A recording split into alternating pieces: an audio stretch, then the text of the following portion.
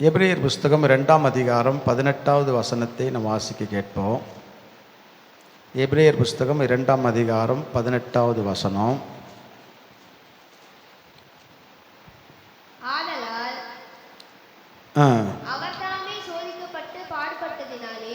அவர்தாமே சோதிக்கப்பட்டு பாடுபட்டதினாலே அவர் சோதிக்கப்படுகிறவர்களுக்கு உதவி செய்ய வல்லவராயிருக்கிறார். அல்லேலூயா, கர்த்தருக்கு ஸ்தோத்திரம். சுவிசேஷ ஊழியம் நான் இன்றைக்கி வீட்டில் சிஸ்டர்கிட்ட சொல்லிட்டு வந்தேன். அம்மா, நான் முடிஞ்சால் தான் வருவேன், சர்ச்சை முடிச்சு நான் சர்ச்சிலே இருந்துட்டு சுவிசேஷ ஊழியம் முடிச்சுட்டு தான் நான் வருவேன் அப்படின்ட்டு. கொண்டஞ்சேரி போகலான்ட்டு எனக்கு ஒரு யோசனை. சத்திரை வரைக்கும் போயிருக்கிறோம். இந்த பக்கம் புதுமாவிலங்கு, எம்ஜிஆர் நகர், சத்திரை நம்ம போயிருக்கிறோம், பிஞ்சுவாக்கம் போயிருக்கிறோம், பிலிப்ஸ்புரம் போயிருக்கிறோம். கொண்டஞ்சேரி போனோம். இந்த பக்கத்தில் கொண்டஞ்சேரி, இருளஞ்சேரி அப்படி போனோம். அதனால் இந்த மாதம் கொண்டஞ்சேரி போகலாம். கர்த்தருக்கு ஸ்தோத்திரம். இப்போ ஜோசப் அவர்கிட்ட பேசும்போதோ எங்கே பதர் போகலாம் அப்படின் போது, ஐயா சன்சிட்டியில் போகலாமா அப்படின்னாரு. சன்சிட்டி சில முறையில் நம்ம போயிட்டு வந்திருக்கிறோம். போகாத கொண்டஞ்சேரி பகுதியில் நம்ம போய் கர்த்தருடைய ஊழியத்தை செய்யலாம். அதேபோல் இந்த பக்கத்தில் ஸ்ரீதேவி குப்பம், பெரியாங்குப்பம், அப்படியே திருப்பாச்சூர் நம்ம போக வேண்டிய பயணம் இருக்குது. அதனால் ஜெபித்து கொள்ளுங்கள். அடுத்த வாரம் கொண்டஞ்சேரி, அடுத்த வாரத்துக்கு அடுத்த வாரம் 4வது வாரம். ஏன்னா இன்றைக்கி சில பேர் காணோம், எல்லாம் வேலைக்கு போய்ட்டு இருக்கிறாங்க. அதனால் போனால் எல்லாமே ஒரு மாதம் போகணும். ஊழியத்துக்கு போகிறவங்கெல்லாம் எப்படி போனோம்? ஒரு மாதம் போகணும். கர்த்தருக்கு ஸ்தோத்திரம். அதனால் கொண்டஞ்சேரிக்கு 4வது வாரத்தில் போகலாம். ஜெபம் பண்ணிக்கோங்க. கர்த்தர் தாமே ஊழியங்களை ஆசீர்வதிப்பாராக. அல்லேலூயா, கர்த்தருக்கு ஸ்தோத்திரம். எபிரேயர் புஸ்தகம் 2ஆம் அதிகாரம் 18ஆம் வசனத்தில் நாம் வாசிக்கும் போதோ, அவர் தாமே சோதிக்கப்பட்டு பாடுபட்டதினாலே அவர் சோதிக்கப்படுகிறவர்களுக்கு உதவி செய்ய வல்லவராக இருக்கிறார். இயேசு கிறிஸ்து சோதிக்கப்பட்டு பாடுபட்டிருக்கிறார். ஆமென். சோதிக்கப்பட்டு என்ன பண்ணியிருக்கிறாரு? அவர் பாடுபட்டு இருக்கிறார். அதனால் சோதிக்கப்படுறவர்களுக்கு என்ன பண்ணுறாராம்? உதவி செய்ய வல்லவராக இருக்கிறார். அல்லேலூயா. சின்ன பிள்ளைங்க, படிக்கிற பிள்ளைங்க, ஸ்கூலுக்கு போகிற பிள்ளைங்க அந்த டிவியில் அங்கே காட்டுற வசனத்தை பாருங்கள். வசனத்தை பார்த்து என்ன பண்ணுங்கள்? வசனத்தை படிங்க. உங்கள் நாலேஜ் இம்ப்ரூவ் ஆகும். பைபிளை படித்தாவே நாலேஜ் இம்ப்ரூவ் ஆகும்.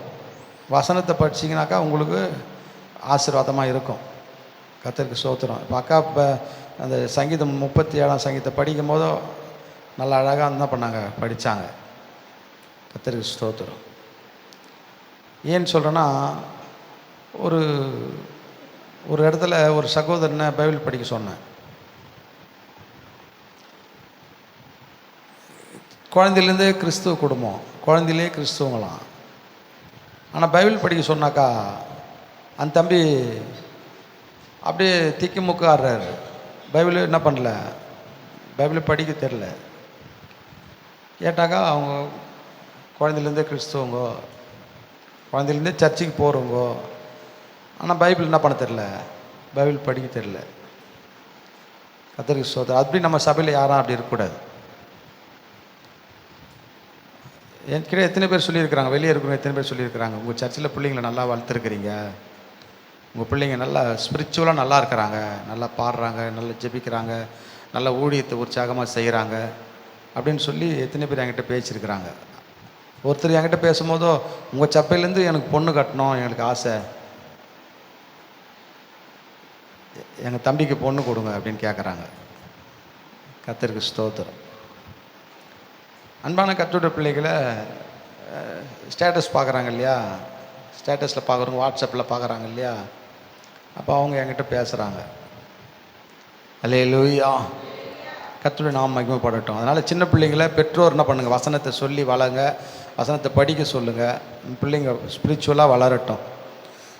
ஒரு நாள் இல்லை, என்றைக்காவது ஒரு நாள் கர்த்தருடைய வார்த்தை அந்த பிள்ளைகளை எச்சரிக்கும், அந்த பிள்ளைகளை உணர்த்தும், அந்த பிள்ளைகளுக்கு அன்பை ஊட்டும், இரக்கத்தை உண்டு பண்ணோம். கர்த்தருடைய வார்த்தை ஜீவன் உள்ளது. அந்த வார்த்தை கிரியை செய்யும். ஆமென். கர்த்தருக்கு ஸ்தோத்திரம். என்றைக்குனாலும் ஒரு நாளைக்கு எந்த சமயத்திலாவது ஒரு சமயத்தில், எப்பயாவது ஒரு சமயத்தில் என்ன பண்ணோன்னாக்கா, ஏதோ அவன் ஒரு இடறி போக வேண்டிய சூழ்நிலை வரும்போது கூட அந்த கர்த்தருடைய வார்த்தை அவனை சரிப்படுத்தி சரியான பாதையில் கர்த்தருடைய வார்த்தை கொண்டு வரும். ஆமென். கர்த்தருக்கு ஸ்தோத்திரம். அதனால் தயவுசெய்து என்ன பண்ணீங்க, அதோடைய ரகசியம்லாம் பெருசு. அதெல்லாம் உங்களுக்கு புரியாது. அதனால் பிள்ளைங்களை என்ன பண்ணுங்கள், கர்த்தருடைய வேத வசனத்தின்படி என்ன பண்ணுங்க, உற்சாகமாக பிள்ளைங்களை பைபிள் படிக்க சொல்லி என்ன பண்ணுங்கள், பிள்ளைங்களை ஸ்பிரிச்சுவலாக வளங்க. கர்த்தர் பிள்ளைகளை ஆசீர்வதிப்பார். அல்லேலூயா. அவர் தாமே சோதிக்கப்பட்டு பாடுபட்டதினாலே அவர் சோதிக்கப்படுவர்களுக்கு உதவி செய்ய என்னவா இருக்கிறாரு, வல்லவராக இருக்கிறார். சோதிக்கப்பட்டிருக்கிறாரு, அவர் பாடுபட்டிருக்கிறாரு. அவர் மனுஷனாக இந்த உலகத்தில் நம்ம போல் என்ன பண்ண மனுஷனாக பிறந்து அவர் சோதிக்கப்பட்டு பாடுபட்டு இருக்கிறார். அதனால் அவர் என்ன பண்ணுறாரா, சோதிக்கப்படுகிறவர்களுக்கு என்ன பண்ணுறாரு, உதவி செய்ய வல்லவராக இருக்கிறார். ஆமென். சோதிக்கப்படுகிறவர்களுக்கு உதவி செய்ய வல்லவராக இருக்கிறார். அதே எபிரேய புஸ்தகத்தில் 4ஆம் அதிகாரத்தை நம்ம திருப்பி பார்க்கும்போதோ 15ஆம் வசனத்தை 16ஆம் வசனத்தை பாருங்களேன். நம்முடைய பலவீனங்களை குறித்து பரிதபிக்க கூடாத பிரதான ஆசாரியர் நமக்கிராமல் இவ்விதத்திலும் எல்லா விதத்திலும் நம்மை போல சோதிக்கப்பட்டும் பாவமில்லாதிருக்கிற பிரதான ஆசாரியரே நமக்கு இருக்கிறார். ஆதலால் இரக்கத்தை பெறவும் ஏற்ற சமயத்தில் சகாயத்தை அடையும் கிருபை அடையவும் தைரியமாய் கிருபாசன தண்டையிலே சேரக்கடவும். எல்லா விதத்திலும் நம்மை போல சோதிக்கப்பட்டு அவர் என்ன பண்ணியிருக்கிறாரு, நம்மை போல எல்லா விதத்திலும் என்ன பண்ணியிருக்கிறாரு, சோதிக்கப்பட்டு பாடுபட்டு இருக்கிறார் அவர். அதனால் அவர் சோதிக்கப்படுகிறவர்களுக்கு உதவி செய்ய வல்லவராக இருக்கிறாரு. நம்ம என்ன பண்ணணும், அவர் இரக்கத்தை பெறுவோம், அவரிடத்துலேருந்து சகாயத்தை நம்ம பெற்றுக்கொள்ளும், ஏற்ற சமயத்தில் சகாயத்தை பெற்றுக்கொள்ளவும் கிருபையை அடையவும் அவரிடத்தில் நம்ம என்ன பண்ணோம், நெருங்க வேண்டும், அவரோடு கிட்டி சேர வேண்டும். அல்லேலூயா. ஆமாம், நம்ம சோதிக்கப்படுகிற நேரத்தில் தூரம் போகக்கூடாது, அவரோடு கிட்டி சேரணும். அதான் அப்போஸ்தலனாகிய பவுல் சொல்கிறாரு, இரக்கத்தை பெறவும் ஏற்ற சமயத்தில் சகாயம் பெறும் கிருபை அடையவும் தைரியமாய் கிருபாசன தண்டையில் என்ன பண்ணுவோம், சேர கடுவோம், கர்த்தரோடு நெருங்க கடுவோம், கர்த்தரோடு சேர கடுவோம். அல்லேலூயா. ஏன்னா சோதிக்கப்படுகிறவர்களுக்கு என்னவா இருக்கிறார், அவர் உதவி செய்ய வல்லவராக இருக்கிறார். ஆமேன். அல்லேலூயா. கர்த்தருடைய நாமம் மகிமைப்படுவதாக. இன்னொரு வசனத்தை நம்ம வாசிக்கலாம். 2 நாளாகமம் புஸ்தகத்தில் 14ஆம் அதிகாரம் 11ஆம் வசனத்தை ஒரு வாசிக்க கேட்கலாம்.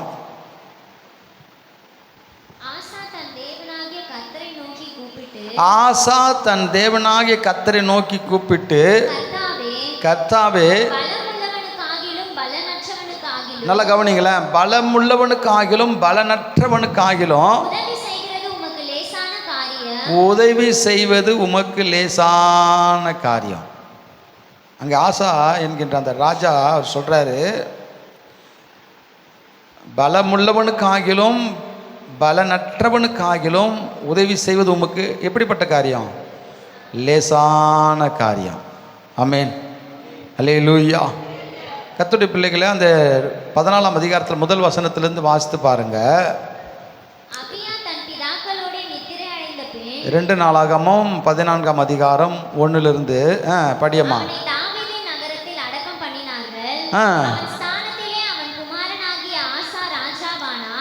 இவனுடைய நாட்களில் தேசம் 10 வருஷம் மட்டும் அமெரிக்கையா இருந்தது.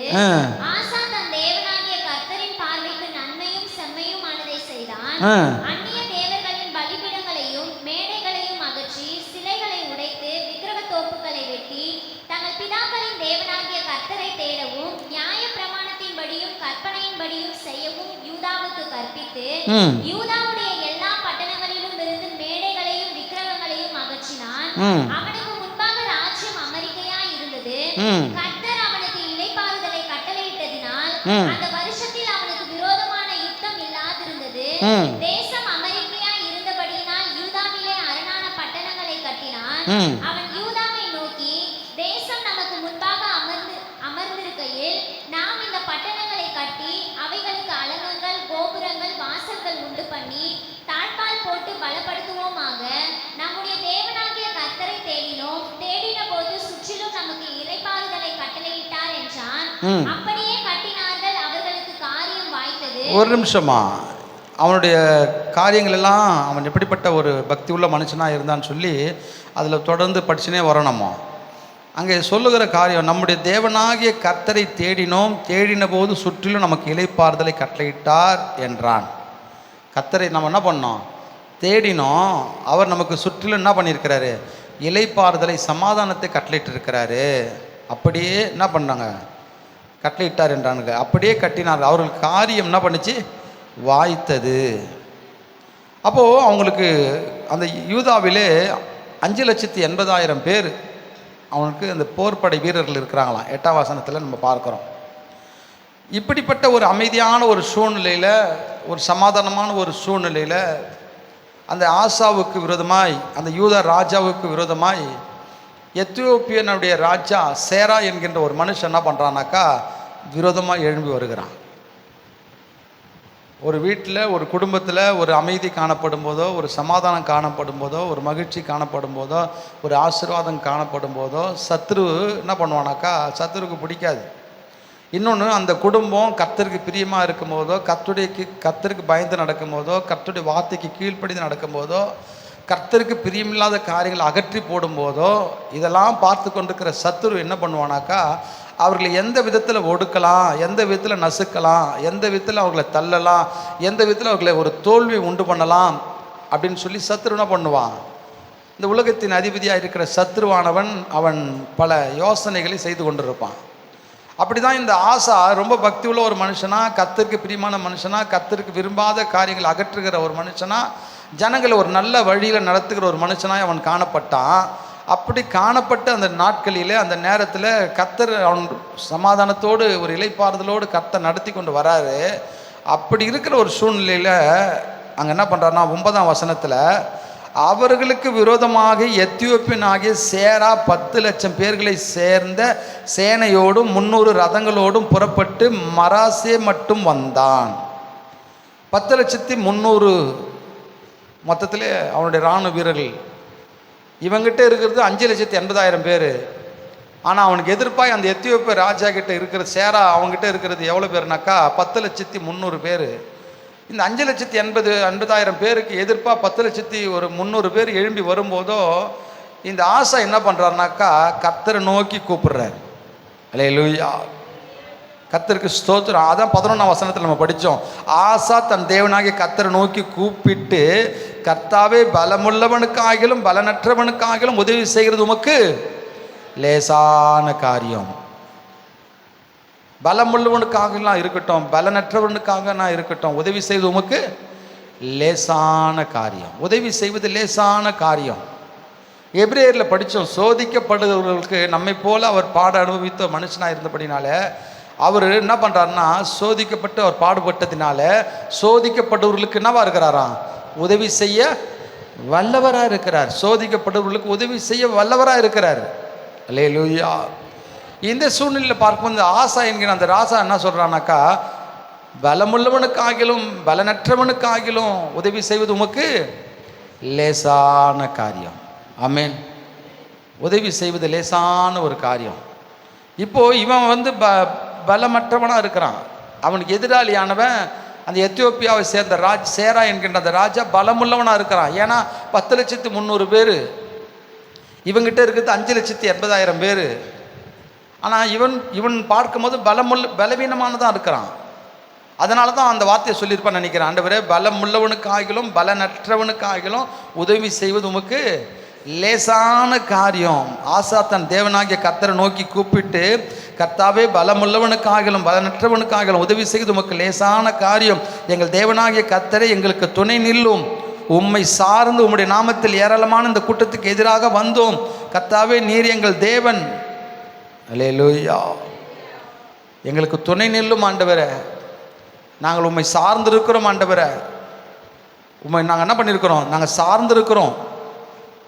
உம்முடைய நாமத்தில் ஏராளமான இந்த கூட்டத்துக்கு எதிராக நாங்கள் என்ன பண்ணியிருக்கிறோம், நாங்கள் உங்கள் நாமத்தினால வந்திருக்கிறோம்.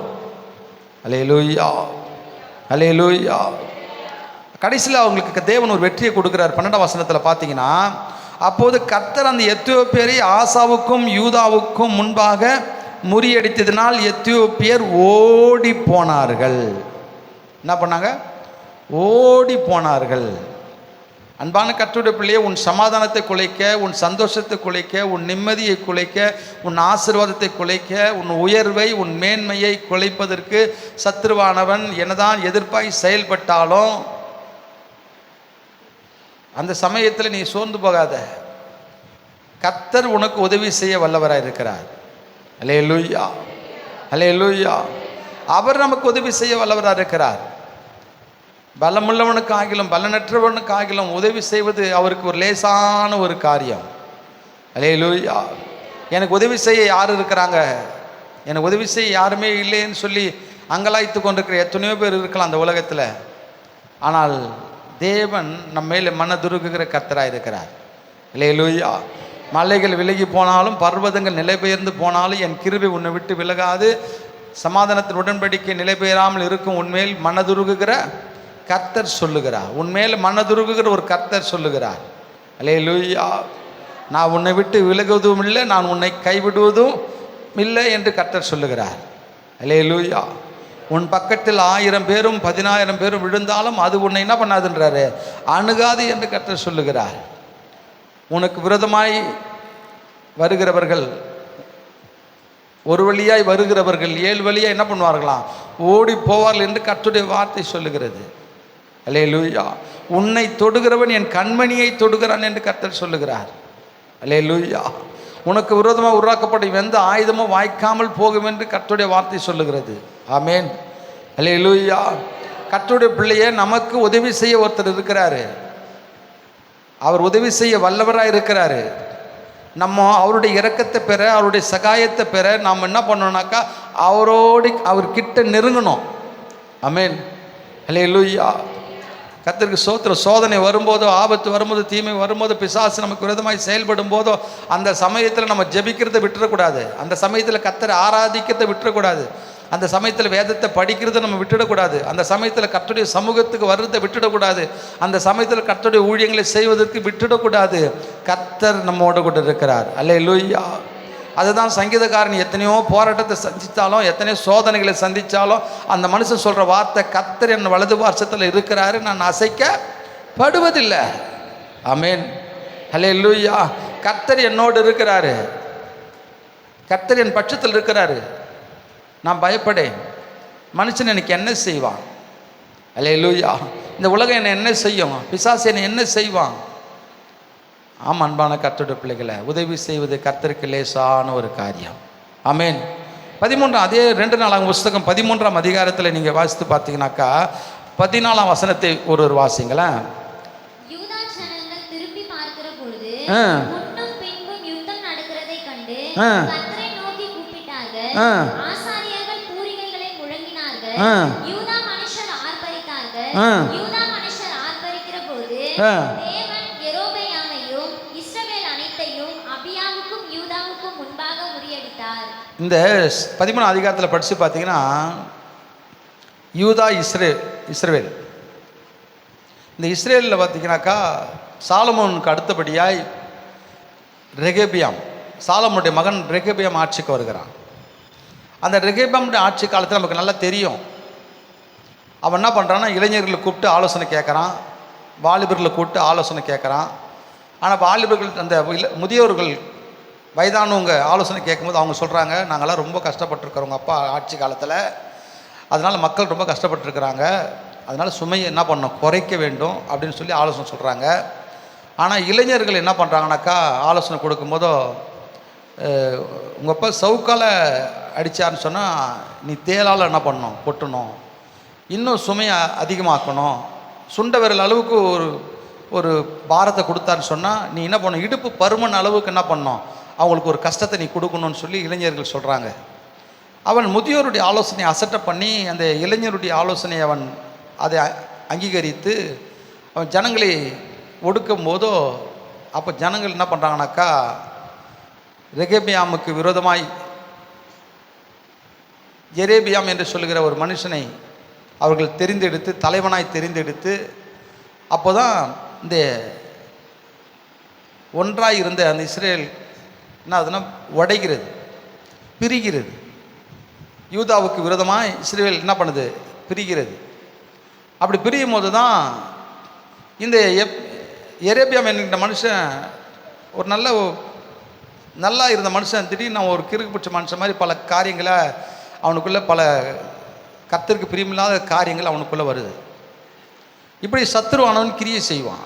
நம்ம நல்லா இருப்போம், பக்தியாக இருப்போம், விசுவாசமாக இருப்போம், நல்லா ஜெபிப்போம், நல்லா இருப்போம். ஆனால் சத்ருவானவன் பிசாசானவன் ஏதோ ஒரு சில காரியங்களை என்ன பண்ணுவான், நம்முடைய சிந்தனைகளை, நம்முடைய இருதயங்களை அதை கெடுத்து என்ன பண்ணுவானாக்கா பல காரியங்களை நமக்கு கர்த்தருக்கு பிரியமில்லாத சில காரியங்களை நமக்குள்ளே உண்டு பண்ணுவான். அப்படி தான் அந்த எரேபியாம் என்ன பண்ணுறானாக்கா 8ஆம் வசனத்திலிருந்து படிங்க, 13:8 இப்பொழுதும் தாவீதுடைய குமாரன் கையில் இருக்கிற கர்த்தருடைய ராஜ்யத்துக்கு விரோதமாக நீங்கள் பலன் கொள்ளலாம் என்று நினைக்கிறீர்கள். நீங்கள் ஏராளமான கூட்டம் கர்த்தருடைய ராஜ்யத்துக்கு விரோதமாக நீங்கள் பலன் கொள்ளலாம் என்று நினைக்கிறீங்க. யெரொபெயாம் உங்களுக்கு தேவர்களாக உண்டாக்கின பொன் கன்றுக்குட்டிகளும் உங்களிடத்தில் இருக்கிறது. அந்த எரேபியாம் என்ன பண்ணுறான்னா கன்று குட்டிகளை உண்டாக்குறான். நீங்கள் ஆரோனின் குமாரராகிய கர்த்தருடைய ஆசாரியரையும் லேவியரையும் தள்ளிவிட்டு தேசங்களின் ஜனங்களைப் போல உங்களுக்கு ஆசாரியர்களை உண்டு பண்ணவில்லையோ? இளங்காளையினாலும் 7 ஆட்டு கடாக்களினாலும் தன்னை பிரதிஷ்டையாக்கும்படி வருகிற எவனும் தெய்வம் அல்லாதவைகளுக்கு ஆசாரியன் ஆகிறானே. கர்த்தருக்கு பிரியமில்லாத காரியத்தை செய்கிறாங்க, விக்கிரக ஆராதத்துக்குரிய காரியங்களை செய்கிறான். பொன் கன்று குட்டிகளை உண்டு பண்ணி அதை என்ன பண்ணுறான், நமஸ்கரிக்கக்கூடிய காரியங்களை அவன் உண்டு பண்ணுறான், செய்கிறான். இப்படிலாம் அவன் இருக்கும் போதோ அப்போ அந்த இஸ்ரேலுக்கு விரோதமாக அந்த யூதா பேசுகிற வார்த்தை 10ஆம் வசனத்தில், எங்களுக்கோ கர்த்தர் தான், கர்த்தரே தேவன், நாங்கள் அவரை விட்டு விலகலை. பணிவிடை செய்கிறவர்கள் லேவியரும் ஆமே. அவர்கள் தினந்தோறும் கர்த்தருக்கு சர்வாங்க தகன பலிகளையும் சுகந்த வாசனையான தூபத்தையும் செலுத்தி காலையிலும் மாலையிலும் பரிசுத்தமான மேஜையின் மேல் சமூக தப்பங்களை அடுக்கி வைக்கிறதையும் பொன் குத்து விளக்கையும் அதன் விளக்குகளை சாயங்காலம் தோறும் ஏற்றுகிறதையும் விசாரிக்கிறார்கள். நாங்கள் எங்கள் தேவனாகிய கர்த்தரின் காவலை காக்கிறோம், நீங்களோ அவரை விட்டு விலகினீர்கள். இந்த இஸ்ரேல் வந்து நீங்களோ அவர்களை விட்டு என்ன பண்ணீங்க, விலகினீங்க. அப்போ அதுக்கு முன்னாடி எப்படி இருந்தாங்க அவங்க? இப்படிப்பட்ட காரியத்தெல்லாம் செய்வதற்கு முன்னாடி அவங்க கர்த்தரோடு தான் இருக்கிறாங்க, கர்த்தருடைய பிள்ளைகளாக தான் இருக்கிறாங்க.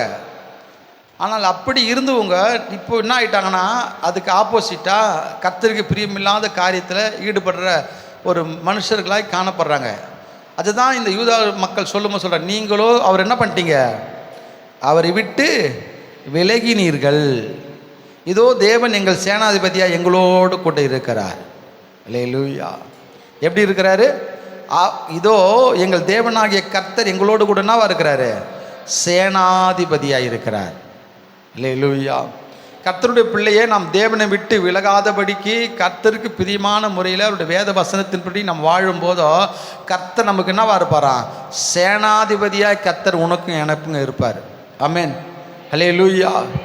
கர்த்தருக்கு ஸ்தோத்திரம். அதுக்கப்புறம் அவங்க சொல்கிறாங்க, உங்களுக்கு விரோதமாய் பூரிகைகளையும் பெருந்துணியாய் முழங்குகிற ஆசாரிகளும் இருக்கிறார்கள். இஸ்ரவேல் புத்திரரே, உங்கள் பிதாக்களின் தேவனாய் கர்த்தருக்கு விரோதமாக யுத்தம் செய்யாதுங்கள், செய்தால் உங்களுக்கு என்ன ஆகாது, சித்திக்காது. எரேபியாம் அவர்களுக்கு பின்னாக வரத்தக்கதாக ஒரு பதிவிடையை சுற்றி போக பண்ணினான். அப்படியே அவர்கள் யூதாவுக்கு முன் இருந்தார்கள், அந்த பதிவிடை அவர்களுக்கு பின் இருந்தது. யூதா ஜனங்கள் திரும்பி பார்க்கிற போது முன்னும் பின்னும் யுத்தம் நடக்கிறதை கண்டு கர்த்தரை நோக்கி கூப்பிட்டார்கள். ஆசாரியர்கள் பூரிகைகளை முழங்கினார்கள், யூதா மனுஷர் ஆர்ப்பரித்தார்கள். யூதா மனுஷர் ஆர்ப்பரிக்கிற போது தேவன் எரேபியாமையும் இஸ்ரவேல் அனைத்தையும் அபியாவுக்கும் யூதாவுக்கும் முன்பாக என்ன பண்ணார், முறியடித்தார். அல்லேலூயா. சேனாதிபதியாய் கர்த்தர் நம்மோடு கூட இருக்கிறார். அவர் என்ன பண்ணுறாருன்னா முறியடிக்கக்கூடிய ஒரு தேவனாக இருக்கிறார். அல்லேலூயா.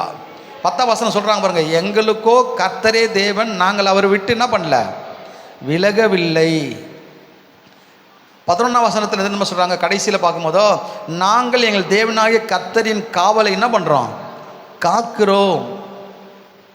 அவர் என்ன சொன்னாரோ அந்த வார்த்தையின்படி நடக்கிறாங்க. நியாயப்பிரமாணத்தில் மோசேயை கொண்டு கர்த்தர் என்ன சொன்னாரோ அந்த உடன்படிக்கையின் பிரகாரம், அந்த ஆசரிப்பு கூடாரத்தின் முறைமையின் பிரகாரம் அவங்க என்ன செய்ய வேண்டுமோ அதை செய்கிறாங்க. அதை தான் இங்கே சொல்லுது. தினந்தோறும் கர்த்தருக்கு நாங்கள் என்ன பண்ணுறோம், சர்வாங்க தகன பலிகளை செலுத்துகிறோம், சுகந்த வாசனை தூபத்தை செலுத்துகிறோம், காலையிலும் மாலையிலும் பரிசுத்தமான மேஜையின் மேல் சமூக தப்பங்களை அடுக்கி வைக்கிறோம், பொன் குத்து விளக்குகளையும் அதன் விளக்குகளையும் சாயங்காலம் தோறுமும் ஏற்றுகிறதையும் விசாரிக்கிறார்கள். நாங்கள் எங்கள் தேவனாகிய கர்த்தரின் காவலை என்ன பண்ணுறோம், காக்கிறோம். அப்போ பழைய ஏற்பாட்டு நாட்களிலே நியாயப்பிரமாண புஸ்தகத்திலே மோசையை கொண்டு கர்த்தர் என்னெல்லாம் செய்யணும்னு சொல்லி ஒரு வழிமுறையை வகுத்தாரோ அந்த வழிமுறையை அதை நாங்கள் என்ன பண்ணுறோம், பின்பற்றுகிறவர்களாக நாங்கள் இருக்கிறோம். நீங்களும் என்ன பண்ணிட்டீங்க, விட்டு விலகி போயிட்டீங்க. நீங்கள் கன்று குட்டிகளை உண்டு பண்ணி அதை நீங்கள் நமஸ்கரிக்கவும், நீங்கள் அதற்குரிய ஆசாரிகளை மனுஷ பிரகாரமாய் என்ன பண்ணுறாங்க, நீங்கள் ஏற்படுத்தி என்ன பண்ணுறீங்க, செய்கிறீங்க. ஆனால் நாங்களோ கர்த்தருடைய காவல் என்ன பண்ணுறோம், காக்கிறோம். அவர் விட்டு நாங்கள் என்ன பண்ணல, விலகவில்லை. ஆமென், அல்லேலூயா. 14ஆம் வசனத்தில் நம்ம பார்க்கும்போது யூதா ஜனங்கள் திரும்பி பார்க்கிற போது முன்னும் பின்னும் யுத்தம் நடக்கிறதை கண்டு கர்த்தரை நோக்கி என்ன பண்ணாங்களாம், கூப்பிட்டார்கள். கர்த்தரை நோக்கி என்ன பண்ணாங்க, யுத்தம் நடக்கும்போதோ கர்த்தரை நோக்கி கூப்பிட்டாங்க. இவங்களுடைய அந்த காரியங்கள் எல்லாம் நீங்கள் பார்த்தீங்கன்னாக்கா, இந்த இஸ்ரேல் மனுஷனும் கர்த்தருக்குள்ளே இருந்தவன் தான், யூதா மனுஷனும் கர்த்தருக்குள்ளே இருக்கிற மனுஷன்தான். ஆனால் கர்த்தரை விட்டு விலகி அவன் தூரம் போகும்போதோ, கர்த்தருக்கு பிரியமில்லாத காரியத்தை செய்யும் போதோ கர்த்தர் என்ன பண்ணுறாரு, அவர்களோடு இல்லை. ஆனால் இவங்க யூதா மனுஷன் சொல்கிறாங்க, கர்த்தரும் எங்களுக்கு சேனாதிபதியாக இருக்கிறார். எங்கள் தேவன் எப்படி இருக்கிறார், எங்களுக்கு அவர் சேனாதிபதியாக இருக்கிறார். அல்லேலூயா, அல்லேலூயா. சேனாதிபதியாக இருக்கிறாரு. அவரை நோக்கி கூப்பிட்டாங்க, ஆர்ப்பரிச்சாங்க. கர்த்தர் என்ன பண்ணாராம், முறியடித்தார். 15ஆம் வசனத்தில் என்ன பண்ணாங்க, அவங்க ஆர்ப்பரிக்கும் போதோ என்ன பண்ணுறாரு, கர்த்தர் முறியடித்தார். ஆமென், அல்லேலூயா. அதே 18ஆம் வசனத்தில் அதே அதிகாரத்தில் பார்க்கும்போதோ, அப்படியே இஸ்ரவேல் புத்திரர் அக்காலத்தில் தாழ்த்தப்பட்டார்கள். யூதா புத்திரர் தங்கள் பிதாக்களின் தேவனாகிய கர்த்தரை சார்ந்து கொண்டதினால் மேற்கொண்டார்கள். என்ன பண்ணாங்க, இவங்க கர்த்தரை சார்ந்து கொண்டு இருந்ததுனால இவங்க உயர்த்தப்பட்டாங்க. கர்த்தர் விட்டு விலகின மனுஷனாக இருந்தபடினால, கர்த்தருக்கு பிரியமில்லாத காரியத்தை செய்தபடினால அவங்க என்ன பண்ணாங்கன்னா தாழ்த்தப்பட்டார்கள். நான் சொல்லலை, கர்த்தருடைய வார்த்தை சொல்லுது 18ஆம் வசனத்தில். மீண்டும் ஒரு விஷயம் படிங்களேன். அப்படியே இஸ்ரவேல் புத்திரர் அக்காலத்திலே தாழ்த்தப்பட்டார்கள். யூதா புத்திரரோ தங்கள் பிதாக்களின் தேவனாகிய கர்த்தரை சார்ந்து கொண்டதினால் மேற்கொண்டார்கள். ஆமென்.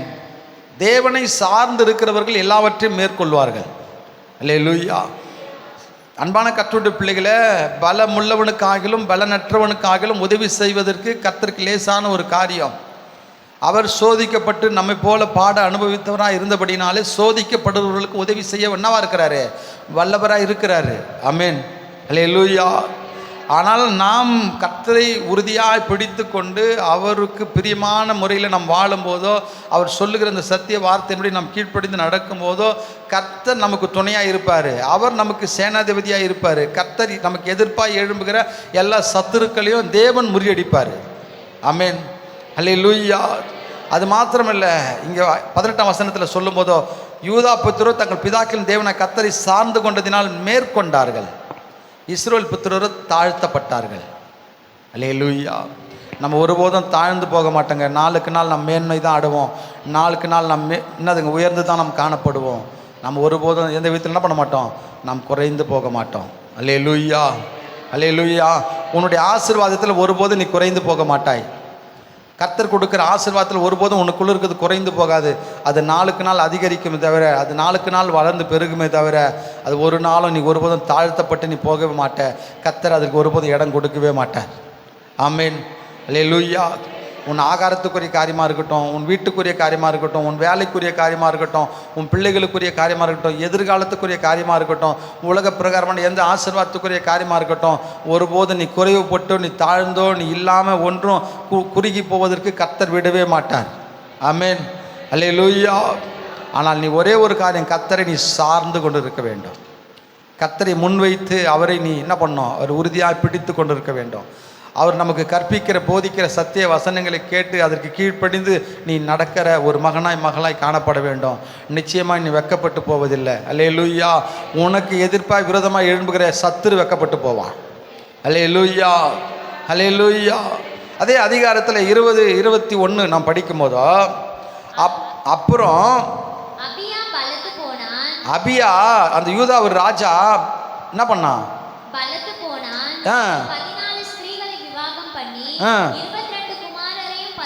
20ஆம் வசனத்தை படியம்மா.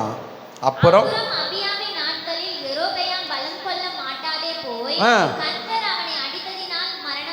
மரணம் அடைந்தான். மரணம் அடைந்தான். இந்த எரேபியாமை ஏற்படுத்தினதும் கர்த்தர் தான் ஏற்படுத்தினார். இந்த யூதாவையும் இந்த இஸ்ரவேல் கோத்திரத்தில் ஒரு பிரிவினையை உண்டு பண்ணும்போது கர்த்தர் தான் அங்கே பிரிவினை உண்டு பண்ணுறாரு. ஏன்னு சொன்னால் சாலமோனுடைய அந்த தவறு. அதனால் சாலமோனுக்கு அப்புறம் அவனுக்கு பின்னாடி வரக்கூடிய அவங்களுடைய பிள்ளைகளுடைய நாட்களில் நடக்கும்னு சொல்கிறாரு.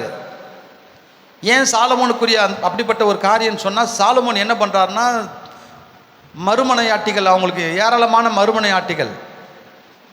அந்த மறுமனையாட்டிகள் என்ன பண்ணுறாங்கனாக்கா, அவங்க தன்னுடைய குல தெய்வத்தை வெளிப்படணும்னு சொல்லி வெளி ஊருக்குலாம் நாங்கள் அங்கே போனோம் எங்கள் ஊருக்கு போனோன்னு சொல்லும்போது, நீங்கள்லாம் வெளியூருக்கு நீங்கள் அங்கெல்லாம் போகாதீங்க, நீங்கள் என்ன பண்ணுங்கள், இங்கேயே என்ன பண்ணுங்கள், உங்கள் குல தெய்வங்கள் என்ன பண்ணுங்கள், இங்கேயே வழிபடுங்க, அதற்குரிய காரியத்தை என்ன பண்ணுறோம், இங்கேயே ஒழுங்கு பண்ணி என்ன பண்ணுங்கள், இங்கேயே நமஸ்கரிங்கன்னு சொல்லி அதற்கு வழிவகுக்கிறார்.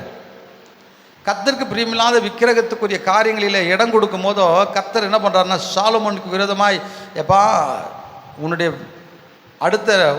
மகனுடைய ஆட்சி காலத்தில் என்ன பண்ணோம், இந்த இஸ்ரேல் கோத்திரமான இஸ்ரேலுடைய ராஜ்யமானது அது உடைக்கப்படும், அது பிரிக்கப்படும் என்று சொல்லி கர்த்தர் அங்கே சொல்லுகிற காரியங்கள் நம்ம பார்க்க முடியும்.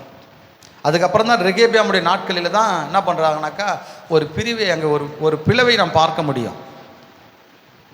தேவ பிள்ளைகளை கர்த்தருடைய காரியங்கள் எல்லாம் பார்த்தீங்கன்னா, யோசித்து நீங்கள் ஆராய்ந்து பார்த்தீங்கன்னா ரொம்ப ஆச்சரியமாக இருக்கும். ஒரே ஒரு விஷயம் மட்டும் நம்ம கற்றுக்கொள்ள வேண்டிய ஒரு காரியம், கர்த்தருக்கு பிரியமாக அவருக்கு கீழ்ப்படிந்து அவருடைய சத்தியத்துக்கு நம்ம அடங்கி பயந்து நம்ம ஒழுக்கமாக நம்ம நடந்தோன்னு சொன்னால் நிச்சயமாக நம்ம உயர்த்தப்படுவோம். நிச்சயமாக நம்முடைய சந்ததி ஆசீர்வதிக்கப்படும், நம்முடைய குடும்பம் ஆசீர்வதிக்கப்படும். அல்லேலூயா, அல்லேலூயா. ஆனால் கர்த்தருக்கு உலக பிரகாரமான ஆசீர்வாதம் மாத்திரம் இல்லை, பரலோக ராஜ்யத்தில் நித்திய ஜீவனை சுதந்திரிக்கக்கூடிய அந்த மகாபிரிய அந்த பாக்கியத்தை நாம் பெற்று கொண்டவர்களாக நாம் காணப்படும். அல்லேலூயா. தேவனுடைய நாமத்துக்கு ஸ்தோத்திரம். பரிசுத்த வேதாகமம் ஒன்று தான் நடந்த சம்பவத்தையும் நடக்கிற சம்பவத்தையும் நடக்க போகிற சம்பவத்தையும் ரொம்ப திட்டவட்டமாக சொல்லிக்கிற ஒரு உலகத்தில் ஒரு புஸ்தகம் உண்டு என்று சொன்னால் பரிசுத்த வேதாகமம் தான். அல்லேலூயா. அன்பான கர்த்தருடைய பிள்ளைகளை, கர்த்தரை சார்ந்து காணப்படுவோம். ஆமென். அல்லேலூயா. 21ஆம் வசனத்தில் பார்க்குற, அபியா பலத்து போனான். அவன் என்ன பண்ணானா, பலத்து போனான். யூதாவுடைய ராஜா அவன் பலத்து போனானா. அவன் கர்த்தரை சார்ந்து கொண்டு இருந்தான், பலத்து போனான். இவன் கர்த்தரோடு இருந்து கர்த்தரால் தெரிந்து கொள்ளப்பட்ட மனுஷன் தான், ஆனால் கர்த்தரை விட்டு விலகி போகிறான். அதனால் அவன் என்ன பண்ணான், தாழ்ந்து போனான். அவன் ஆசீர்வாதத்தை எழுந்து போனான். அல்லேலூயா, அல்லேலூயா. கர்த்தருடைய நாமத்துக்கு ஸ்தோத்திரம். அதுக்கு அடுத்தபடியாக ஒரு காரியத்தை நம்ம வாசிக்கலாம். சங்கீத புஸ்தகத்திலே 72ஆம் சங்கீதத்தில்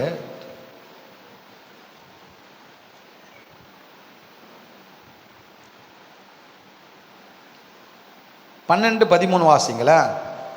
அநேகம் காளைகளை என்னை சூழ்ந்திருக்கிறது, பாசான் தேசத்து பலத்த எருதுகள் என்னை வளைந்து கொண்டது, பீறி கெற்றிக்கிற சிங்கத்தை போல் என்மேல் தங்கள் வாயை திறக்கிறார்கள், தண்ணீரை போல ஊற்றுண்டேன், என் எலும்புகள் எல்லாம் கட்டுவிட்டது, என் இருதயம் மெழுகு போலாகி குழல்களின் நடுவே உருகிற்று, என் பலன் ஓட்டை போல் காய்ந்தது, என் நாவு மேல் வாயோடு ஒட்டி கொண்டது, என்னை மரணத்துள்ளிலே போடுகிறீர். ஒரு நிமிஷம்.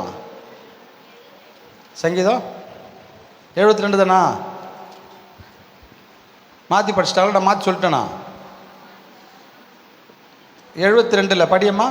கூப்பிடுகிற எளியவனையும் 12-13 கூப்பிடுகிற எளியவனையும் உதவியற்ற சிறுமையானவனையும் அவர் விடுவிப்பார். பலவீனனுக்கு எளியவனுக்கும் அவர் இறங்கி எளியவர்களின் ஆத்மாவை ரட்சிப்பார். பலவீனமாக இருக்கிறவனுக்கும் எளியவனாக இருக்கிற மனுஷனுக்கும் இறங்கி அவங்கள ஆத்மாவை என்ன பண்ணுவாராம், ரட்சிப்பாராம். கூப்பிடுகிற எளியவனையும் உதவியற்ற சிறுமையானவனையும் அவர் என்ன பண்ணுவாராம், விடுவிப்பார். உதவி செய்ய வல்லவருங்க. எளிமையாக இருக்கிறான், எளியவனாக இருக்கிறான், சிறுமையானவனாக இருக்கிறான், பலவீனனாக இருக்கிறான்.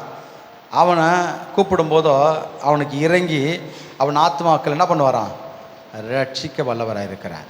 ஆமேன். அல்லேலூயா. அது மாத்திரம் இல்லை, கர்த்தருடைய பிள்ளைகளை இன்னொரு சம்பவத்தை கூட நம்ம வாசிக்கலாம். 2 சாமுவேல் புஸ்தகத்தில் 17ஆம் அதிகாரத்தில் 15ஆம் வசனத்தை படிங்களேன். பின்பு ஊசாய் சாதேக் அபியத்தார் என்னும் ஆசாரியர்களை பார்த்து பார்த்து இன்னபடி அகித்தோப்பேல் அப்சலோமுக்கும் சொன்னான். ஆ நானும் இன்னும் இன்னபடி ஆலோசனை சொன்னேன். 2 சாமுவேல் புஸ்தகமா 17:45. 2 சாமுவேல் 17:45 கோலியாத்துடைய சம்பவம். Sorry 1 Samuel 17:45. அதற்கு தாவீது பெலிஸ்தனை நோக்கி, நீ பட்டயத்தோடும் ஈட்டியோடும் கேடகத்தோடும் என்னிடத்தில் வருகிறாய், நானோ நீ நிந்தித்து இஸ்ரவேலுடைய இராணுவங்களின் தேவனாகிய கர்த்தருடைய நாமத்தில் உன்னிடத்தில் வருகிறேன். இதில் பலமுள்ளவன் பலவீனம், பலன் இல்லாதவன். யார் பலமுள்ளவனாக இருக்கிறான்? யார் பலமுள்ளவனாக இருக்கிறான்? கோலியாத்து பலமுள்ளவனாக இருக்கிறான். கோலியாத் மட்டுமா பலமுள்ளவனாக இருக்கிறான்? அந்த பெலிஸ்தியர்களே பலமுள்ளவர்களாக இருக்கிறாங்க. பெலிஸ்தியர்கள் என்னவா இருக்கிறாங்க? பலமுள்ளவர்களாக இருக்கிறாங்க. ஆனால் சவுல் ராஜா அவன் பலவீனமாக இருக்கிறான். அவன் மறைந்து ஓடி ஒளிந்து மறைந்து இருக்கிறான். அந்த கோலியாத்தை எதிர்த்து நிற்க முடியல, அந்த பெலிஸ்தீனை எதிர்த்து நிற்க முடியல. ஆனால் தாவீது அவனை பார்க்கும்போது அவனை பார்த்தா பெரிய ஒரு போர் வீரன் மாதிரி தெரியாது. அவன் பலம் உள்ளவனா இல்லை. ஆனால் கோலியாத்து பெலிஸ்தியன் எப்படி இருக்கிறான்னா பலம் உள்ளவனாக இருக்கிறான். அவனுடைய 6 அடி உயரம், 6 இந்த கையில் 6 விரல், இந்த கையில் 6 விரல், காலில் 6 விரல், 6 விரல், 12 24 விரலுங்க. பார்க்கறதுக்கு ஒரு ராட்சச பிறவி மாதிரி இருக்கிறான். அவனை கண்டு இஸ்ரவேல் மக்களே பயப்படுறாங்க. அவனை கண்டு என்ன பண்ணுறாங்க? பயப்படுறாங்க. ராஜா சவுல் பயப்படுறான். ஆனால் அப்படிப்பட்ட ஒரு சூழ்நிலையில் தாவீது என்ன பண்ணுறாரு? கர்த்தருடைய நாமத்தினால மேற்கொள்ளுகிறார். அல்லேலூயா. கர்த்தருடைய நாமத்தினால் அவர் மேற்கொள்கிறார். இன்றைய தினம் கர்த்தர் உன்னை என் கையில் ஒப்பு கொடுப்பார். அவருடைய விசுவாசத்தை பாருங்கள். இன்றைய தினம் என்ன பண்ணுவார்? கர்த்தர் ஒப்பு கொடுப்பார். 47ஆம் வசனத்தில் என்ன சொல்கிறாரு? யுத்தம் கர்த்தருடையது, அவர் உங்களை எங்கள் கையில் என்ன பண்ணுவார்? ஒப்பு கொடுப்பார். அவன் தேவனை தூஷிக்கிறான் கோலியாத்து பெலிஸ்தியன். ஆனால் இந்த தாவீது என்ன பண்ணுறான்னாக்கா விசுவாசமாக கர்த்தர் என்ன பண்ண, நான் கர்த்தருடைய நாமத்தில் உன்னை முறியடிப்பேன், உங்கள் ஜனங்களை முறியடிப்போம், நாங்கள் வெற்றி பெறுவோம். அல்லேலூயா, அல்லேலூயா. அன்பான கர்த்தருடைய பிள்ளைகளை, நாங்கள் பலனற்றவனாக தான் இருக்கிறோம். ஆனால் எங்களுக்கு உதவி செய்ய கர்த்தர் வல்லவராக இருக்கிறார். ஆமென், அல்லேலூயா. எத்தனையோ ஏழை மக்கள், எத்தனையோ எளிய மக்கள், எத்தனையோ பலவீனமான மக்கள், எத்தனையோ வியாதிசில மக்கள், எத்தனையோ கைவிடப்பட்ட மக்கள், எத்தனையோ ஜனங்கள் சாட்சியெல்லாம் நம்ம கேட்கும் போது பார்த்தீங்கன்னா கர்த்தர் எங்களுக்கு உதவி செய்திருக்கிறார். அல்லேலூயா. தேவன் எங்களுக்கு உதவி செய்திருக்கிறார். ஆபத்து நேரத்தில் எங்களுக்கு உதவி செய்திருக்கிறாரு. கஷ்ட நேரத்தில் எங்களுக்கு உதவி செய்திருக்கிறாரு. எங்கள் மரண போராட்டத்தின் நேரத்தில் எங்களுக்கு என்ன பண்ணியிருக்கிறார்? உதவி செய்திருக்கிறாரு. நாங்கள் கைவிடப்பட்ட நேரத்தில், புறம்பே தள்ளப்பட்ட நேரத்தில் கர்த்தர் எங்களுக்கு என்னவா இருக்கிறாரு? எங்களுக்கு உதவி செய்திருக்கிறார். அல்லேலூயா. இங்கே சவுலுக்கு, அந்த இஸ்ரவேல் மக்களுக்கு தாவீதை கொண்டு கர்த்தர் ஒரு பெரிய ஆசீர்வாதத்தை உண்டு பண்ணாருங்க. ஏன்னா இவங்க அவங்களுக்கு அடிமையாக போக வேண்டிய மக்களுங்க. ஏன் தாவீது வரலன்னு சொன்னால் அங்கே என்ன பண்ணோம்? இஸ்ரேல் மக்கள் கோலியாத்துக்கு பெலிஸ்தியருக்கு அடிமையாக போயிருக்க வேண்டிய ஒரு நாள். ஏன்னா அவன் வந்து டெய்லி வந்து கூப்பிட்டுன்னு இருக்கிறான். யாராவது ஒருத்தர் என்கிட்ட சண்டைக்கு வாங்க, நீங்கள் ஜெயிச்சா நாங்கள் உங்களுக்கு அடிமை, நாங்கள் ஜெயிச்சா நீங்கள் எங்களுக்கு அடிமைன்னு கூப்பிட்றான். டெய்லி வந்து போகிறான். ஆனால் ஒருத்தருக்கும் துணிவு இல்லை, ஒருத்தருக்கும் முன்னாடி வந்து நின்று போராட என்ன பண்ணல, தைரியம் இல்லை. ஆனால் தாவீது விசுவாசமாக அங்கே நிற்கிறான். ஆனால் கர்த்தருடைய செயல் பார்த்தீங்கன்னா, ஆடுகளை மேய்த்து கொண்டு இருந்தவனை கர்த்தர் அந்த இடத்துக்கு என்ன பண்ணுறாரு? அவன் தகப்பங்காரன் என்ன பண்ணுறாரு? போய் பார்த்துட்டு வாப்பா, அண்ணங்காரங்களை போய் பார்த்துட்டு வாப்பான்னு தகப்ப அனுப்புகிறாரு. ஆனால் இதில் எல்லாவற்றிலும் கர்த்தருடைய கிரியைகள் காணப்படுகிறது. அல்லேலூயா, அல்லேலூயா. அன்பான கர்த்தருடைய பிள்ளைகளை, அந்த சங்கீதக்காரன் தாவீதில் குறித்து பார்த்து நிறைய சம்பவத்தை நம்ம கற்றுக்கொள்ள முடியும். சங்கீத புஸ்தகத்தில் 18ஆம் சங்கீதத்தில் 4ஆம் வசனத்திலிருந்து 6ஆம் வசனத்து வரைக்கும் படிங்களேன். சங்கீதம் 18 4, 5, 6. மரண கட்டுகள் என்னை சுற்றி கொண்டது, துர்ச்சன பிரவாகம் என்னை பயப்படுத்தினது, பாதாள கட்டுகள் என்னை சூழ்ந்து கொண்டது, என் மேலே மரண கண்ணிகள் விழுந்தன. எனக்கு உண்டான நெருக்கத்தில் கர்த்தரை நோக்கி கூப்பிட்டேன், என் தேவனை நோக்கி அபயமிட்டேன். தம்முடைய ஆலயத்திலிருந்து என் சத்தத்தை கேட்டார். என்னுடைய கூப்பிடுதல் அவர் சந்நிதியில் போய் அவர் செவிகளை ஏறிற்று. போதுமா? இங்கே அந்த வசனத்தை எவ்வளோ அழகாக நம்ம கேட்குறோம் பார்த்தீங்களா? எனக்கு உண்டான நெருக்கத்தில் கர்த்தரை நோக்கி கூப்பிட்டு என் தேவனை நோக்கி அபயமிட்டேன். தமது ஆலயத்திலிருந்து என் சத்தத்தை கேட்டார். என் கூப்பிடுதல் அவர் சந்நிதியில் போய் என்ன பண்ணிச்சு? அவர் செரிகளில் ஏறிற்று. மரண கட்டுகள் என்னை சுற்றி கொண்டது. துர்ச்சன்ன பிரயோகம் என்னை பயப்படுத்தினது. பாதாள கட்டுகள் என்னை சூழ்ந்து கொண்டது. மரண கண்ணிகள் என் மேலே விழுந்தது. ரொம்ப ஆபத்தான ஒரு சூழ்நிலை, உயிருக்கு போராடி கொண்டிருக்கிற சூழ்நிலை, வாழ்வோ சாவோ என்கின்ற ஒரு சூழ்நிலை. அப்படிப்பட்ட ஒரு சூழ்நிலையில் அவர் சொல்கிறாரு, நெருக்கத்தில் கர்த்தரை நோக்கி கூப்பிட்டேன், என் தேவனை நோக்கி அபயமிட்டேன், தமது ஆலயத்திலிருந்து என் சத்தத்தை கேட்டார், என் கூப்பிடுதல் அவர் சந்நிதியில் போய் அவர் செவியில் என்ன பண்ணிச்சு? ஏறிற்று. தேவ சமூகத்தில் வந்து அழுது புலம்பி கெஞ்சி மன்றாடி கர்த்தருடைய சமூகத்தில் முறையிட்டு ஜெபிப்பதற்கு அநேகருக்கு என்ன இல்லை? மனம் இல்லை. அநேகருக்குள்ள அநேகர்னா இல்லை, ஒரு பாரம் இல்லை. கர்த்தருக்கு ஸ்தோத்திரம். இஸ்ரவேல் கோத்திரத்துக்கு என்னது பெரிய ஒரு ராஜாவாக இருந்த மனுஷன், 40 வருஷம் அரசாட்சி செஞ்ச ஒரு மனுஷன், ஆடையை மேய்த்து கொண்டிருந்த மனுஷன், ஒரு ராஜாவாக உயர்த்தப்பட்ட ஒரு மனுஷன். ஆனால் அந்த மனுஷன் சொல்கிற வார்த்தை என்ன தெரியுமா? கர்த்தருடைய ஆலயத்தில் என்ன பண்ண? கர்த்தருடைய ஆலயத்தில் எனக்கு உண்டான நெருக்கத்தில் கர்த்தரை நோக்கி கூப்பிட்டு என் தேவனை நோக்கி அபயமிட்டேன், தமது ஆலயத்திலிருந்து என் சத்தத்தை என்ன பண்ணார்? கேட்டார். அல்லேலூயா, அல்லேலூயா. கர்த்தருடைய பிள்ளைய அரண்மனை போல ஆலயம் கிடையாதுங்க. அரண்மனை போல ஆலயம் கிடையாது. தாவீதுக்கு அப்புறம் தான் சாலமோன் மூலியமாக தான் ஆலயம் என்ன பண்ணுச்சு? ஆலயம் கட்டப்பட்டுச்சு. அதுக்கு முன்னாடி என்ன இல்லை? விஸ்தாரமான ஒரு ஆலயம் கிடையாது, அழகான ஒரு ஆலயம் கிடையாது. ஆனால் எப்படிப்பட்ட ஒரு சூழ்நிலையில் அந்த மனுஷன் கர்த்தரை தொழுது கொண்டு இருப்பார். ஆலயத்தை குறித்து ஒரு பாரம், ஆலயத்தை கட்ட வேண்டும் என்ற ஒரு பாரம், அதுக்காக அவர் அர்ப்பணித்த காரியம் நிறைய காரியம்.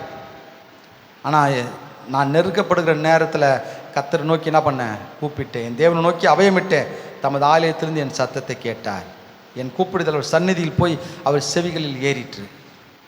ஏன்னா மரண கண்ணிகள் பாதாள கட்டுகள் என்னை சூழ்ந்து கொண்டிருக்கிறது. அல்லேலூயா, அல்லேலூயா. அன்பான கர்த்தருடைய சோர்ந்து போகிறவர்களுக்கு, சோதிக்கப்படுறவர்களுக்கு உதவி செய்ய என்னவா இருக்கிறாரு? வல்லவராக இருக்கிறார். பலமுள்ளவனுக்காகலும் பலனற்றவனுக்காகலும் உதவி செய்ய அவர் எப்படிப்பட்டவராக இருக்கிறாரு? அவர் வல்லவராக இருக்கிறார். அதுதான் நம்ம பார்க்குறோம். ஆசாவை குறித்து நம்ம பார்க்குறோம். அதுதான் நம்ம பார்த்தோம். யாரை குறித்து பார்த்தோம்? 14ஆம் அதிகாரத்தில் யாரை குறித்து பார்த்தோம்? ஆசாவை குறித்து பார்த்தோம்.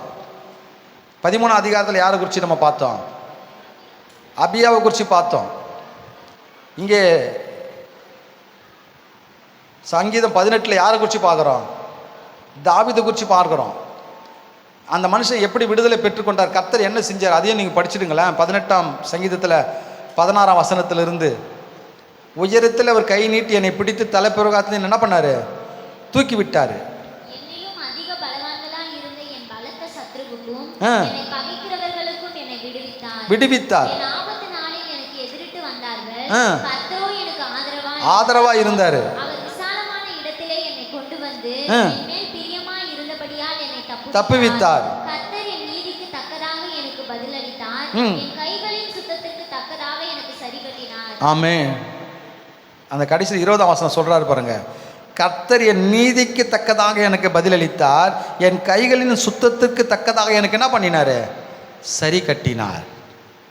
கர்த்தருடைய பிள்ளையை தூக்கி விடுறாராம், விடுவிக்கிறாராம், ஆதரவாக இருக்கிறாராம், தப்புவிக்கிறாராம், சரி கட்டுகிறார். இந்த மனுஷன் செய்கிற காரியம் நான் நெருக்கத்தில் கர்த்தருடைய ஆலயத்திலிருந்து கர்த்தரை நோக்கி கூப்பிடுறாரு. கர்த்தரிடத்திலிருந்து அவர் என்ன பண்ணுறாரு? தூக்கி விடப்பட்டார், விடுவிக்கப்பட்டார், ஆதரவாக இருந்தார், தப்புவிக்கப்பட்டார். கர்த்தர் அதற்கு சரியாய் சரி கட்டினார். அல்லேலூயா, அல்லேலூயா. ஆம் கர்த்தருடைய பிள்ளை, நெருக்கத்தில் கர்த்தரை நோக்கி தேவனுடைய ஆலயத்திலிருந்து நாம் கூப்பிடும் போதோ தேவன் என்னதுங்க, அதுதான் சங்கீத சாலமோன் ஆலயத்தை கட்டி முடிக்கும் போதோ அவர் சொல்கிற ஒரு காரியம், கர்த்தருடைய சமூகத்தில் ஜெபிக்கிற ஒரு காரியம். 4ஆம் புஸ்தகத்தில் 7ஆம் அதிகாரத்தில் அவர் சொல்கிற அந்த வசனத்தை படித்து பாருங்களேன். ஆலயத்தை கட்டி முடிச்சுட்டு பிரதிஷ்டை பண்ணி 14ஆம் வசனம், 2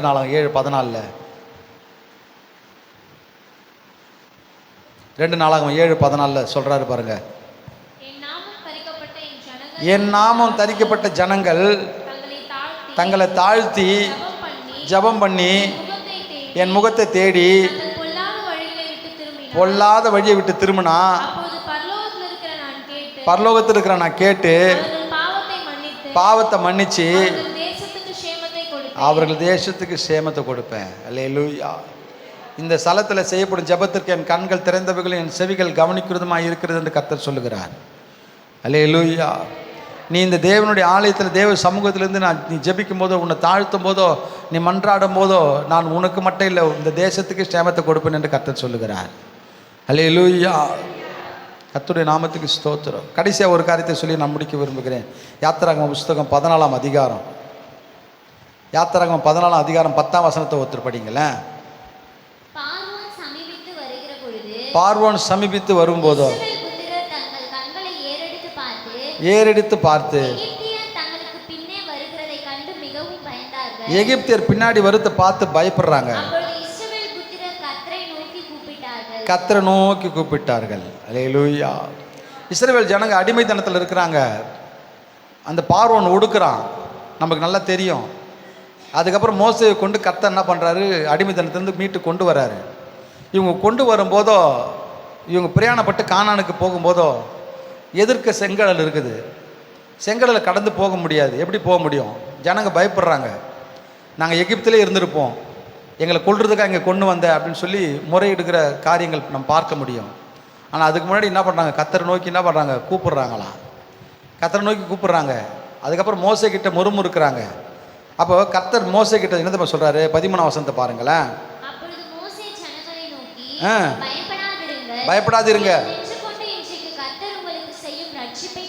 இன்னைக்கு கர்த்தர் செய்கிற ரட்சிப்பை பாருங்க. இன்றைக்கு நீங்கள் பார்க்குற எகிப்தியனை இன்னைக்கு என்றைக்கும் என்ன பண்ண மாட்டீங்க, காண மாட்டீங்க. கர்த்தர் உங்களுக்காக யுத்தம் பண்ணுவார், நீங்கள் சும்மா இருப்பீங்க. இந்த ஜனங்க கர்த்தரை நோக்கி கூப்பிடுறாங்க, மோசே கிட்ட முறுமுறுக்கிறாங்க, மோசே கிட்ட முறையிடுறாங்க. மோசே கர்த்தரை நோக்கி கேட்குறாரு, மோசே கர்த்தரை நோக்கி கூப்பிடுறாரு. அதுக்கு ஆண்டவர் என்ன பண்ணுறாரு, நீ ஜனங்களை நடத்தின்னு போப்பா அப்படின்றாரு. ஜனங்களை நடத்தி என்ன பண்ண போ. 14ஆம் வசனத்தில் 14:14 கர்த்தர் உங்களுக்காக யுத்தம் பண்ணுவார், நீங்கள் என்ன இருப்பீங்க, நீங்கள் சும்மா இருப்பீங்க. அல்லேலூயா. அதுக்கப்புறம் கர்த்தரோடு மோசேவோடு பேசுகிறாரு. என்ன பேசுகிறாரு? 15ஆம் வசனம்.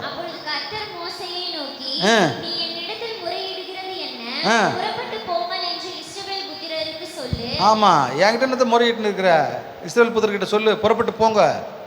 என்ன பண்ணுங்க, புறப்பட்டு போங்க. இஸ்ரவேல் ஜனங்க மோசே கிட்ட முறையிடுறாங்க, மோசே கர்த்தர்கிட்ட முறையிடுறாரு. கர்த்தர் மோசே கிட்ட பேசுகிறாரு, ஏன்பா புறப்பட்டு போங்கப்பா. அல்லேலூயா. உங்களுக்காக கர்த்தர் யுத்தம் பண்ணுவார், நீங்கள் சும்மா இருங்க. அதே அதிகாரத்தில் 25ஆம் வசனத்தில் நீங்கள் அந்த வெற்றியை நீங்கள் பார்க்க முடியும். என்ன கழலவும் நடத்தவும் பண்ணினாரு,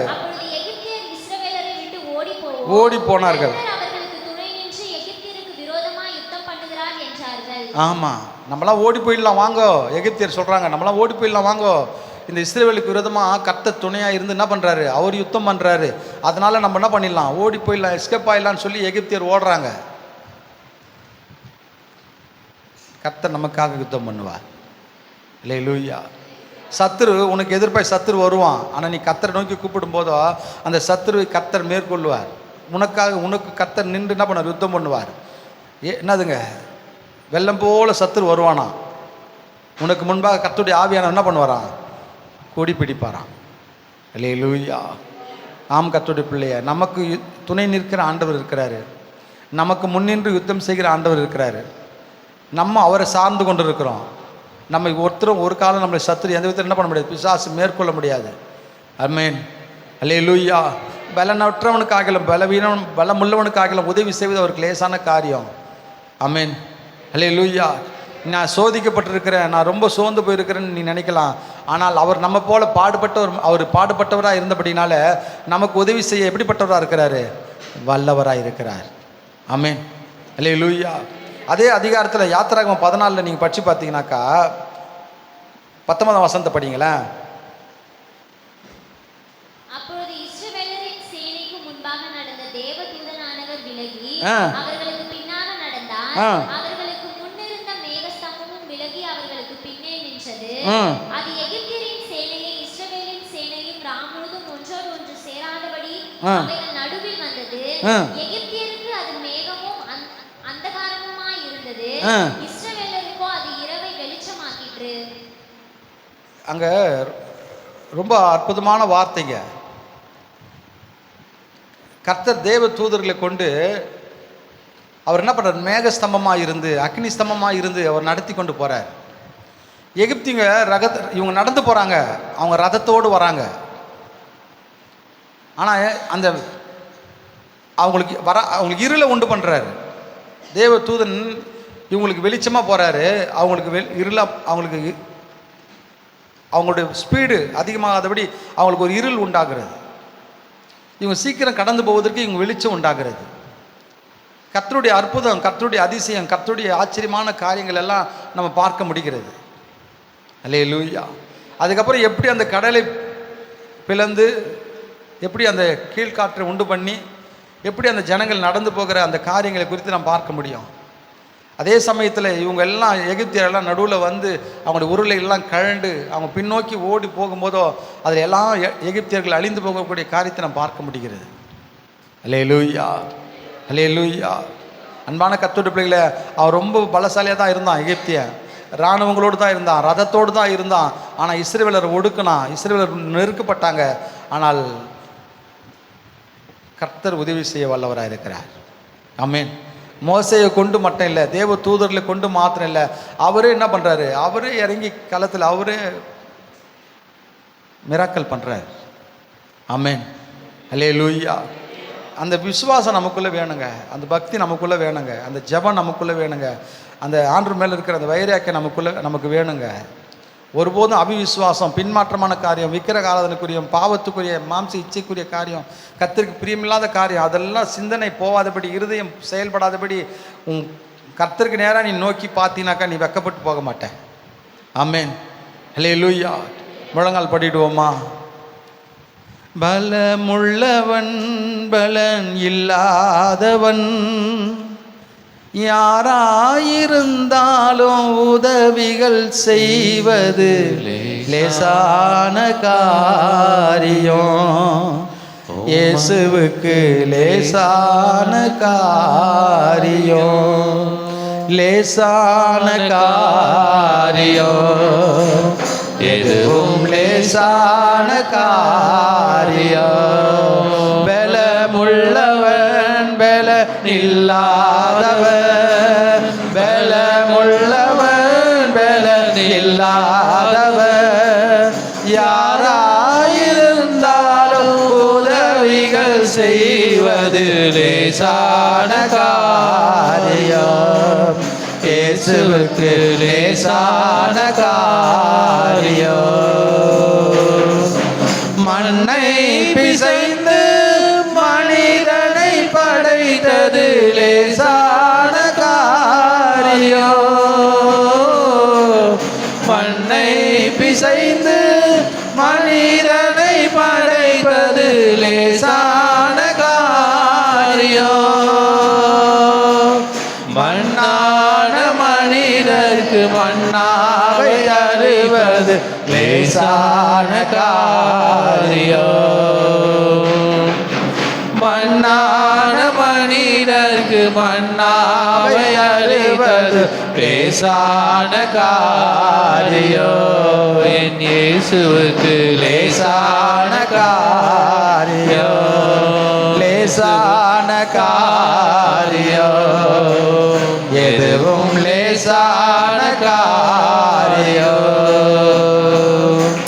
பலமுள்ளவன் பலன் இல்லாதவன், பலமுள்ளவன் பலன் இல்லாதவன், யாராயிருந்தாலும் உதவிகள் செய்வது லேசான காரியம். இயேசுவுக்கு லேசான காரியம். இயேசுவுக்கு லேசான ஒரு காரியம். ஜனங்க தேனிட்ட பணியாரத்தை சாப்பிட்ணுன்னு ஆசைப்பட்றாங்க, நல்ல காடையை சாப்பிட்ணுன்னு, நாங்கள் நல்ல இறைச்சி சாப்பிட்ணுன்னு ஆசைப்பட்றாங்க. கர்த்தர் சுவையான மன்னாவை வானத்திலிருந்து சுவையான மன்னாவை கர்த்தர் கொடுக்குறாருங்க. அவருக்கு லேசான ஒரு காரியங்க. கர்த்தருடைய பிள்ளைய அவருடைய அற்புதத்தை புரிஞ்சு கொள்ளுங்க, அவருடைய அதிசயத்தை புரிஞ்சு கொள்ளுங்க, அவர் நன்மையை புரிந்து கொள்ளுங்க. அவரை குறித்து நீங்கள் முதல்ல புரிஞ்சுக்க கொள்ளுங்க. நிறைய கர்த்தருடைய பிள்ளைகளுக்கு அவரை குறித்து இன்னும் நிறைய இன்னும் புரிந்து கொள்ளலை. அதனால தான் ஏனோ தானோன்னு இருக்கிறாங்க, அதனால தான் நிர்விசாரமாக இருக்கிறாங்க, அதனால தான் பயபக்தி இல்லாமல் இருக்கிறாங்க. அவரால் எல்லாவற்றையும் செய்ய முடியுங்க. அவர் சர்வத்தையும் படைத்தாண்டவர், அவர் சர்வ வல்லமை உள்ளவர், அவர் சர்வ லோகாதிபதி. அவரால் எல்லாம் கூடுங்க. அவருக்கு லேசான ஒரு காரியம். உனக்கு என்ன செய்யணும்னு நினச்சாலும் அது அவருக்கு ஒரு லேசான ஒரு காரியம். மண்ணை பிசைச்சி அந்த மண்ணிலிருந்து மனுஷனை படைச்சிருக்கிறார, உனக்கும் எனக்கும் உதவி செய்கிறது லேசான ஒரு காரியங்க. கர்த்தருடைய பிள்ளைய அவரை சார்ந்து கொண்டிரு, அவர் உறுதியாய் பற்றி கொண்டிரு, அவரை நோக்கி பாரு, அவரை நோக்கி கூப்பிடு. அவருடைய இரக்கத்தை நீ பெற்றுக்கொள்ள, அவர் சகாயத்தை பெற்றுக்கொள்ள அவரோடு கிட்டி சேரு. அவர் விட்டு தூரம் போகாத. நன்றி ஆண்டவரே. நிச்சயமாக கர்த்தர் உதவி செய்வார். உனக்கு என்ன உதவி வேணுமோ அந்த உதவியை கர்த்தர் செய்வார், அற்புதம் செய்வார். உனக்கு முன்னே இருந்து கர்த்தர் யுத்தம் பண்ணுவார். ஓ நன்றி ஆண்டவரே. தாவீதை குறித்து பார்த்துருக்கிறோம், இஸ்ரவேல் மக்களை குறித்து பார்த்துருக்கிறோம், அபியாவை குறித்து பார்த்துருக்கிறோம், ஆசாவை குறித்து பார்த்துருக்கிறோம். கர்த்தருடைய பிள்ளைய உன்னோடு கர்த்தர் இருக்கிறார், என்னோடு கர்த்தர் இருக்கிறார். நேசிக்கிற நல்ல பிதாவே, பலமுள்ளவனுக்காகிலும் பலனற்றவனுக்காகிலும் உதவி செய்வது உமக்கு லேசான ஒரு காரியம்ப்பா. ஆண்டவரே, தாவீது கூப்பிடுறாரு, இஸ்ரவேல் மக்கள் கூப்பிடுறாங்க, அந்த ஆசா கூப்பிடுறாரு, அந்த அபியா கூப்பிடுறாங்க. நீர் உதவி செய்தீரப்பா. இயேசுவே இறங்கும் என்று தாவீதின் குமாரன் கூப்பிடும் போதோ கர்த்தர் அற்புதம் செய்கிறீங்கப்பா. ஆண்டவரே, எத்தனையோ சம்பவத்தை நாங்களால் பார்க்க முடியும். கானானிய ஸ்திரீ தன் மகளுக்காக ஆண்டவரே உம்மை நோக்கி கூப்பிடும் போதோ நீர் அற்புதம் செய்தீரையா. ஆண்டவரே, ஒவ்வொரு பிள்ளைகளுக்கும் அற்புதம் செய்யுங்க, ஒவ்வொரு பிள்ளைகளுக்கும் அதிசயம் செய்யுங்க, ஒவ்வொரு பிள்ளைகளுக்கும் நன்மை செய்யுங்க, ஒவ்வொரு பிள்ளைகளுக்கும் இளைப்பாறுதல் சமாதான சந்தோஷத்தை தாங்க, ஒவ்வொரு பிள்ளைகளுக்கும் விடுதலையும் சுகத்தையும் தாங்க, ரட்சிப்பை கட்டளையிடுங்க.